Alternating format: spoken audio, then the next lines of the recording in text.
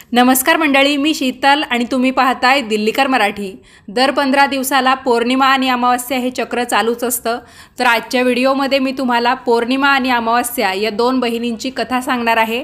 तेव्हा ही कथा शेवटपर्यंत ऐका। चॅनलवर नवीन असाल तर सबस्क्राइब करा आणि कथा ऐकताना कमेंट्समध्ये लिहा जय माता दी। चला तर मग कथेला सुरुवात करते। एका राज्यामध्ये एक राजा आणि एक राणी राहत होती। त्यांना 2 मुली आणि 2 मुलगे होते। त्यांच्या एका मुलीचं नाव अमावस्या आणि दुसऱ्या मुलीचं नाव पौर्णिमा होतं। पौर्णिमेचा स्वभाव अतिशय धार्मिक होता। ती नेहमी पूजा करायची, गायीची सेवा करायची, सर्व कामं करायची। परंतु अमावस्येला काही पूजेमध्ये रस नव्हता। ती कधीही पूजा किंवा कोणतंही काम करायची नाही। दोन्ही बहिणींचं एकमेकींवर खूप प्रेम होतं, पण राजा राणीचं वागणं पौर्णिमेशी चांगलं नव्हतं। त्यांना अमावस्या प्रिय होती आणि ते आपल्या दोन्ही मुलांवर प्रेम करायचे। त्यामुळे राजा राणी आपल्या मुलांची जास्त काळजी घेत असत। वेळ हळूहळू निघून जाते आणि राजा राणीची मुलं मोठी होतात। राजा आपल्या मुलांची लग्न करतो। काही दिवसांनी राजाच्या दोन्ही मुली मोठ्या होतात। मग सर्वजण राजाला सांगतात की आता मुलींची लग्न कर। राजा म्हणाला, हो आता लग्न करावेच लागेल। मग राणी राजाला सांगते, पौर्णिमेचं मोठ्या घरामध्ये लग्न करू नका, कारण तिला घरातली सर्व कामं करायला आवडतात, गायीची सेवा करायला आवडते, भजन कीर्तन आणि कथा ऐकायला आवडतात, पूजा करायला आवडते। जर ती एखाद्या मोठ्या कुटुंबात गेली तर ती हे सर्व करू शकणार नाही, त्यामुळे तिचे लग्न एखाद्या गरीब घरी लावून द्या। राजा म्हणाला, ठीक आहे, आणि राजाने पौर्णिमेसाठी वर शोधायला सुरुवात केली। राजाने एका गरीब घरात पौर्णिमेचं लग्न ठरवलं। तेव्हा राणी म्हणाली, महाराज, अमावस्या ही लग्नाला पात्र आहे, तिच्यासाठी देखील वर शोधा आणि दोन्ही बहिणींचं लग्न लावून द्या। राजाने अमावस्येसाठी त्याच गावच्या राजाच्या मुलाशी लग्न ठरवलं। राजाने राणीला सांगितल्यावर ती खूप आनंदी झाली आणि मनात विचार करू लागली, आता बघू पौर्णिमा गरिबाच्या घरी कशी राहते, कशी पूजा करते, बघू तिचा देव तिला कसा मदत करतो। राजाने आपल्या दोन्ही मुलींचं लग्न लावून दिलं। अमावस्येला भरपूर संपत्ती दिली, पण पौर्णिमेला मात्र काहीच दिलं नाही। पौर्णिमेच्या भावांचे तिच्यावर खूप प्रेम होते, कारण ती तिच्या बहिणींना त्यांच्या कामात नेहमी मदत करायची। उलट अमावस्येचेच त्यांच्यावर वर्चस्व असायचे। त्यानंतर अमावस्या आणि पौर्णिमा दोन्ही आपापल्या सासरच्या घरी जातात। एकदा अमावस्येने तिच्या घरी शिवचर्चा ठेवली आणि तिने सर्वांना आमंत्रित केलं, पण बहीण पौर्णिमेला मात्र तिने आमंत्रित केलं नाही। त्या दिवशी पौर्णिमा तिच्या दारात बसली होती। अमावस्येच्या घरी जाताना गावातील महिला पौर्णिमेला म्हणाल्या, तुझ्या बहिणीच्या घरी शिवचर्चा आहे, तू जाणार नाहीस का? तेव्हा पौर्णिमा त्यांना म्हणाली, नाही, मी जाणार नाही, कारण माझ्या बहिणीने मला बोलवलं नाही तर मी कसं जाऊ? तेव्हा गावातील महिला म्हणाल्या, तुला बोलावलं नाही तर काय झालं? पूजा पठण आहे अमावस्येच्या घरी, तर चल तू आमच्यासोबत। गावातील महिलांचं म्हणणं ऐकून पौर्णिमा शिवचर्चेला गेली। अमावस्येने पौर्णिमेला पाहिल्यावर ती रागाने म्हणाली, मी तुला आमंत्रण दिलं नव्हतं, तरीही तू माझ्या घरी का आलीस? आता आलीच आहे तर एका जागी शांत बसून राहा, इकडे तिकडे फिरू नकोस। तिने पौर्णिमेच्या गरिबीची खिल्ली उडवली। पौर्णिमेच्या डोळ्यातून अश्रू वाहू लागले आणि ती भगवान शिवाची प्रार्थना करू लागली, हे भगवान, तू माझ्यावर केव्हा कृपा करशील?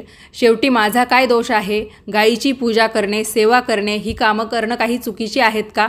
देवा, आता तरी माझ्यावर दया कर। अशा प्रकारे ती देवाकडे याचना करत राहिली। शिवचर्चा पूर्ण झाली आणि अमावस्येने सर्वांना प्रसाद दिला, पण पौर्णिमेला मात्र तिने काही प्रसाद दिला नाही। ती तिथून प्रसाद न घेता परत आली। घरी गेल्यावर मुलं प्रसाद मागतील असं तिला वाटलं, मग त्यांना मी काय सांगू? तेव्हा तिच्या मनात एक विचार आला, आपण भाऊ आणि वहिनींना भेटायला का जाऊ नये? त्यानंतर तिने आपल्या पतीला आणि मुलांना सांगितलं आणि आपल्या माहेरी निघून गेली। माहेरी जात असताना रस्त्यात तिला तुळशीचे झाड दिसले। तिथे एक कठडा बनवला होता, ज्यावर एक वृद्ध आई बसली होती। त्या वृद्ध आईने पौर्णिमेला विचारले, मुली, तू कोण आहेस आणि कुठे चालली आहेस? तेव्हा पौर्णिमेने वृद्ध आईला तिची ओळख करून दिली।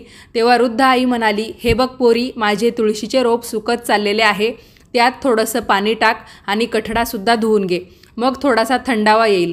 त्यामुळे पौर्णिमेने तो कठडा धुतला, तुळशीची पूजा केली, त्यात पाणी टाकलं आणि वृद्ध आईला ही अंघोळ घालून तिचे पाय दाबले। तेव्हा पौर्णिमा म्हणाली, आई, अजून काही काम आहे का? तर वृद्ध आई म्हणाली, नाही पोरी। तिला खूप आशीर्वाद दिले आणि म्हणाली, तू तुझ्या माहेरच्या घरी जा आणि परत येताना मला भेट। त्यावर पौर्णिमा ठीक आहे म्हणाली आणि पुढे निघून गेली। चालत असताना वाटेत तिला एक शिवमंदिर दिसलं। तिथेही एक कठडा होता, त्यावर एक म्हातारे बाबा बसले होते। ते दुसरे तिसरे कुणी नसून साक्षात भगवान शिवशंकर होते. पण पौर्णिमा त्यांना ओळखू शकली नाही. म्हातारे बाबा म्हणाले, मुली तू कोण आहेस? तेव्हा पौर्णिमे म्हणाली, का हो बाबा? तेव्हा ते बाबा म्हणाले, मुली तू हे मंदिर स्वच्छ करशील का?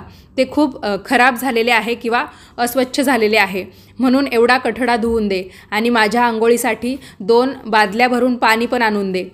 तुझी माझ्यावर खूप कृपा होईल. पौर्णिमेने आनंदाने सर्व कामं केली. भगवान शंकरांची आराधना केली. थोडे पुढे चालत गेल्यावर तिला कालिका मातेचे मंदिर दिसले. कालिका माता म्हातारी बाई जशी असते त्या रूपात बसली होती. कालिका माता म्हणाली, मुली तू कोण आहेस? तेव्हा पौर्णिमेने तिचे नाव सांगितले आणि म्हणाली, काय झालं माते? तेव्हा म्हातारी आई म्हणाली, मुली इथे पूजा करून सगळे निघून जातात, पण मंदिर कोणी स्वच्छ करत नाही. मंदिर बघ किती अस्वच्छ झालेलं आहे, जरा स्वच्छ कर. पौर्णिमेने मंदिराची स्वच्छता केली, मातेची सजावट केली आणि नंतर वृद्ध आईला आंघोळ घालून तिचे हातपाय दाबले, म्हणजेच काय तिची सेवा केली. मग तिला पुढे जाऊन एक नदी दिसली. तिथे एक वृद्ध आई बसली होती. ती दुसरी तिसरी कुणी नसून साक्षात गंगा माता होती. ती म्हणाली, मुली तू कोण आहेस? मग पौर्णिमेने तिचे नाव सांगितले, ओळख करून दिली. तेव्हा म्हातारी आई म्हणाली, मुली इथे सर्व आंघोळ करतात, कुणीही स्वच्छता करत नाही, तू इथे साफसफाई कर. पौर्णिमेने तिथेही सर्व स्वच्छता केली. मग त्या वृद्ध आईने तिला आशीर्वाद दिला. पौर्णिमा नावेमध्ये बसून नदीच्या पलीकडे जाते. त्या होडीत फुले पसरलेली होती. फुलांच्या होडीत बसून ती तिच्या घरी पोहोचते. पौर्णिमेला पाहून भाऊ आणि वहिनी खूप आनंदित होतात आणि तिची चांगली काळजी घेतात, खूप गप्पा मारतात. सकाळी पौर्णिमा निघायला तयार झाली तेव्हा वहिनीने तिला लाल साडी नेसायला दिले. म्हणाली, ननंदबाई ही साडी तुम्ही नेसा आणि लवकर परत या, कारण तुम्ही खूप दिवसांनी येतात. त्यावर पौर्णिमा म्हणाली, ठीक आहे, तू जेव्हा मला बोलवशील तेव्हा मी परत येईल. पौर्णिमेने लाल साडी घातली आणि 16 शृंगारसुद्धा केले. वहिनींनी पिशवी भरून वस्तू आणि दागिने दिले. पौर्णिमेने घर सोडले. सासरी जाताना पौर्णिमेला तीच नदी सापडली आणि तीच बोट सापडली. त्या बोटीत बसून ती पलीकडे पोहोचली. नंतर तीच म्हातारी आईसुद्धा सापडली, जी दुसरी तिसरी कुणी नसून गंगा माता होती. ती म्हणाली, मुली तू आली का माहेरवरून? पौर्णिमा म्हणाली, हो आई. तेव्हा म्हातारी तिला म्हटली आणि तिच्या हातामध्ये जी पिशवी होती ती पण दिली. म्हणाली, ही पिशवी घे, ही जड पिशवी मी कुठे घेऊन जाणार आहे किंवा कुठे ठेवणार आहे, आणि हो, ही पिशवी रस्त्यात कुठेही उघडू नको, घरी गेल्यावरच उघड. पौर्णिमा म्हणाली, ठीक आहे, आणि ती तिथून निघून गेली. पुढे गेल्यावर तिला कालिका मातेचं मंदिर दिसलं. तिथेही एक वृद्ध आई होती. पौर्णिमेला तिने पिशवी दिली आणि पौर्णिमेकडे 3 पिशव्या झाल्या होत्या. मग थोडं पुढं गेल्यावर तिला एक मंदिर दिसलं, जिथे भगवान शिवशंकर वृद्ध म्हाताऱ्या बाबांच्या रूपात बसले होते. त्यांनीसुद्धा तिला एक पिशवी दिली. पौर्णिमा पुढे जाऊन तुळशी मातेला भेटली, तर त्यांनीसुद्धा तिला एक पिशवी दिली. आता पौर्णिमा तिच्या घरी पोहोचली आणि तिने सर्व पिशव्या उघडायला सुरुवात केली. सर्वप्रथम तिने माहेरवरून आणलेली पिशवी उघडली. त्यामध्ये खाण्यापिण्याचे साहित्य, कपडे, दागिने हे सगळं होतं. तिने तिच्या मुलांना खाण्याचं साहित्य आणि कपडे दिले, त्यामुळे मुलं खूप आनंदी झाली. मग गंगा मातेने दिलेली दुसरी पिशवी उघडली तेव्हा ती सोन्या चांदीने भरलेली होती. कालिका मातेने दिलेली पिशवी उघडली तर ती 16 शृंगारांनी भरलेली होती. चौथी पिशवी उघडली, जी भगवान शिवशंकरांनी दिली होती. त्यामध्ये सर्व सुख संपत्ती आणि तिला पाहिजे ते सर्व काही होतं. 5वी पिशवी उघडली, ती माता तुलसीची होती. तिने ती पिशवी उघडली, त्यात तांदूळ आणि गहू भरलेले होते. आता पौर्णिमेच्या घरामध्ये कुठल्याही प्रकारची काहीच कमतरता नव्हती. तिचे घर संपत्ती, अन्न आणि भांडार यांनी भरले होते. पौर्णिमा आनंदाने जगू लागली. एक दिवस पौर्णिमेला वाटलं की मी शिवाचार्य का करू नये किंवा शिवचर्चा का करू नये. मग पौर्णिमेने सुद्धा आपल्या घरी शिवाचर्चा करायची ठरवली. तिने सगळ्यांना बोलवलं. अमावस्येला बोलवण्यासाठी ती बहिणीच्या घरीसुद्धा गेली. अमावस्या बहिणीच्या घरी शिवाचर्चेसाठी आल्यावर घरातली संपत्ती पाहून तिला आश्चर्य वाटलं. मग अमावस्येने पौर्णिमेला विचारलं, तुझ्या घरामध्ये एवढी संपत्ती कशी आली? तेव्हा पौर्णिमा म्हणाली, अमावस्या तू शिवाचर्चा ठेवली होती तेव्हा मला बोलवलं नाही, तरी मी तुझ्या घरी न बोलवता आले, पण तू मला प्रसादसुद्धा दिला नाही. मग तुझ्या घरून आल्यानंतर मी माहेरी गेली. पौर्णिमेने अमावस्येला तिच्या बाबतीत जे काही घडलेलं होतं ते सगळं सांगितलं. त्यावर अमावस्या म्हणाली, मी पण माहेरी जाते. मी तुला ओरडली तशी तू पण माझ्यावर रागाव आणि मला प्रसादसुद्धा देऊ नको. पण पौर्णिमा म्हणाली, हा देवाचा प्रसाद आहे, मी सगळ्यांना देईन. पण अमावस्येने प्रसाद घेतला नाही आणि मुलांना सांगून ती तिच्या माहेरी जायला निघाली. तिला चालताना वाटेत तुळशी माता दिसली. तुळशी माता म्हणाली, हा कठडा धुवून टाकशील का? तुळशीत पाणी टाकशील का? तर अमावस्या म्हणाली, हे म्हातारी बाई, मी इतकी महागडी साडी नेसलेली आहे, ती घाण होईल, मी काहीच करणार नाही. भगवान शिवशंकर भेटले. त्यांनी तिला तेच सांगितलं की कठडा धू किंवा स्वच्छता कर, तर ती त्यांनासुद्धा नकार देऊन पुढे निघाली. कालिका मातेलासुद्धा तिने हेच म्हटलं. त्याचबरोबर गंगा मातेचं सुद्धा तिने काहीच ऐकलं नाही. त्यानंतर ती बोटीत बसली. त्या बोटीमध्ये खूप काटे होते. ते काटे तिच्या पायात घुसले किंवा तिला सगळीकडे ते टोचले. शेवटी ती तिच्या माहेरी पोहोचली. तिची वहिनी तिला पाहिल्यावर म्हणाली, कुठून आल्या हो? पौर्णिमेकडे काहीच नव्हते म्हणून तिला सर्व काही दिले, पण ही इथे का आली?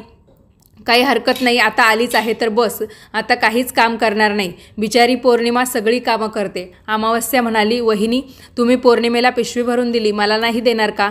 त्यावर वहिनी म्हणाली, तुम्ही जा, पिशवी तुमच्या घरी पोहोचेल. त्यानंतर अमावस्या घरी जायला निघाली. वाटेत तिला गंगामाता भेटली. तर गंगामातेला ती म्हणाली की मला पिशवी नाही देणार का? पौर्णिमेला तर दिली होती. गंगामाता म्हणाली, ठीक आहे, तुझ्या घरी तुझी पिशवी मिळून जाईल. त्याचबरोबर कालिका माता, भगवान शिवशंकर, तुलसी माता यांनी सुद्धा सांगितलं की पिशवी मिळेल, पण ती तुझ्या घरी आलेली असेल, आम्ही तुझ्यासोबत देणार नाही. तर अमावस्या जेव्हा घरी पोहोचते तर तिच्या अंगणात सुद्धा 5 पिशव्या होत्या. जशा पौर्णिमा स्वतः घेऊन गेली होती, तर अमावस्येच्या घरी मात्र अगोदरच पोहोचल्या होत्या. या 5ही पिशव्या अमावस्येने सुद्धा उघडल्या. तर एका पिशवीमध्ये माती होती, एकामध्ये विटा होत्या, एकात दगड होते, एकामध्ये साप विंचू होते. अमावस्या डोक्याला हात लावून म्हणाली, हे देवा, मला माहेरी पण काही मिळालं नाही, इथे सुद्धा काही मिळालं नाही.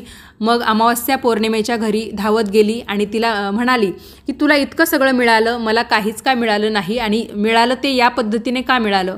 तेव्हा पौर्णिमा म्हणाली, मी जेव्हा माहेरच्या घरी होते तेव्हा वहिनीसोबत काम करायचे, तू वहिनीला कधीच मदत केली नाही, तू काहीच काम केलं नाही. वहिनी तुला काय देणार? गंगा मातेला तू नाकारलं, भगवान शिवशंकरांना तू नाकारलं, कालिका मातेला नाकारलं, तुळशी मातेला सुद्धा तू नाकारलं, म्हणून देवाने तुला काहीच दिलं नाही. मग अमावस्या म्हणते, पौर्णिमा, मला माफ कर, मी तुला खूप छळलं, पण यात माझी चूक नव्हती. आता मलाही सांग, अजून काही मिळालं नाही, पण मी भक्ती करून सर्व काही मिळवेल. तू तुझं सूत्र मला सांग.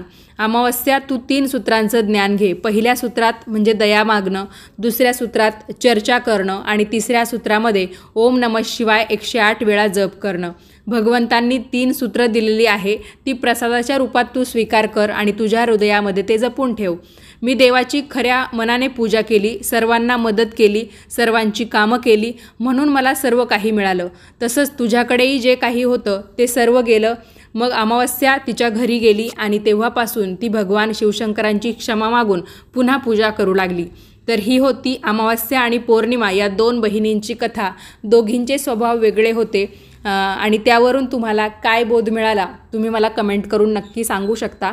आणि दर अमावस्येला, पौर्णिमेला तुम्ही ही कथा नक्की ऐकू शकता, वाचूसुद्धा शकता. याचे तुम्हाला खूप चांगले फायदे होतील. आणि ही कथा तुम्ही जास्तीत जास्त लोकांना शेअर करा, म्हणजे प्रत्येकाला याची माहिती मिळेल. आणि असेच छान छान माहितीपूर्ण व्हिडिओज किंवा धार्मिक कथा ऐकण्यासाठी आजच दिल्लीकर मराठीला सबस्क्राईब करा. भेटूयात परत पुढच्याच नवीन व्हिडिओमध्ये. तोपर्यंत सर्वांनी काळजी घ्या. धन्यवाद.